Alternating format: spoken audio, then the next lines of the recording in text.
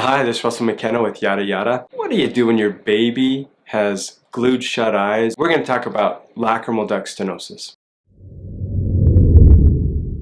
So, lacrimal duct stenosis is a problem that usually occurs shortly after birth. It involves leaving some kind of a greenish colored debris in the corner of the eyes, and then it starts to cause thickening or matting material on the eyelashes. It's because the tear ducts are either underdeveloped or not developed. And how do you know how severe your baby's problem is? Well, the majority of these little ones will grow out of this problem between 3 and 6 months of life. Now, if they don't, this will be a problem that your pediatrician or family doctor will discuss with you. Around 9 months of life, they'll send you to see a pediatric ophthalmologist.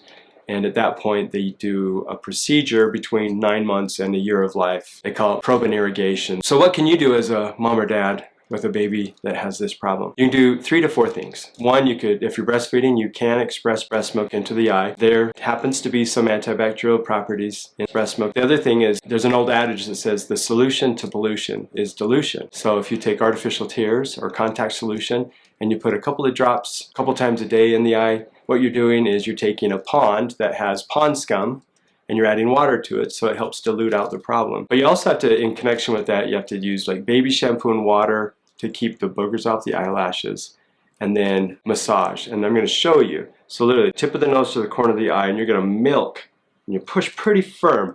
You're going to milk along that track, and you might even see this squiggly green worm come out of the tear duct. It is not a worm, it's just mucopurulent debris, which just means goop.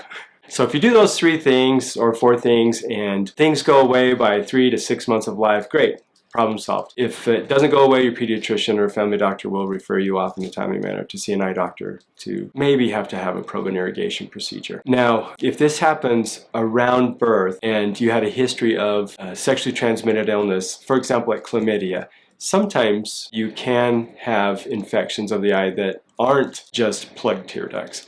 So if you're worried and you know that you have that history, talk to your pediatrician or family doctor about that. But good luck with this plugged tear duct problem called lacrimal duct stenosis. Thank you.